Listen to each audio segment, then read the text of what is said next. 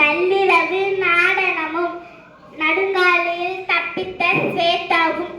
ஸ்வேதா வெற்றி பெற்று வீட்டிற்கு வந்தாள். அப்பொழுது மணி பார்த்தால் 1 மணி. அப்போ அவோ நம்ம முதல் தூங்கணும், எனக்கு ரொம்ப தூக்கமாக வருது அப்படின்னு சொன்னாள். அப்போ ஒரு சலங்கை சலங்கை சலங்கை சத்தம் கேட்டது.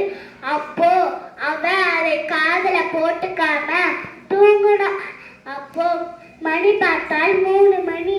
அவ எழுந்து பார்த்தால் டான்சிங் லேடி இருந்தது.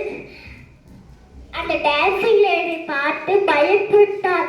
அப்பொழுது நம்ம அந்த பயத்தை உள்ளுக்குள்ளே வச்சுக்கின்னு டான்சிங் லேடி கிட்ட நம்ம 2 பேரும் தோழியாக இருக்கலாம் நினைச்சு சொன்னாள்.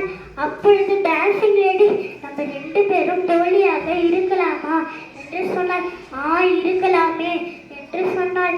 அப்பொழுது அவங்க அம்மா காலையில் பார்த்தாங்கள். அப்போ வெளியே ரத்தமாக இருந்தது. அப்பொழுது அந்த பொண்ணுக்கு மாலை போட்டு ஐயப்பன் மாலைக்கு இட்டுன்னு போயிட்டு முதல் நீ சாமி கும்பிட்டு வா, சாமி சாமி என்ன டான்சிங் லேடி பயப்படு விட்டது, அதனால நான் உங்ககிட்ட வேண்டிக்கிறேன்னு சொல்லுச்சு.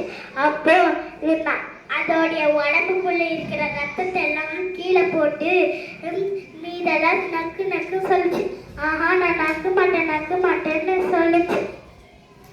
அப்பொழுது நான் அந்த பொண்ணு சொன்ன இந்த ரத்தத்தை எல்லாம் எங்க அத்தை கிட்ட கொடுத்துட்டு தந்துட்டு, அத்தை நானு இதை ரத்த பொரியலாக செஞ்சுட்டான்னு சொல்லிச்சு.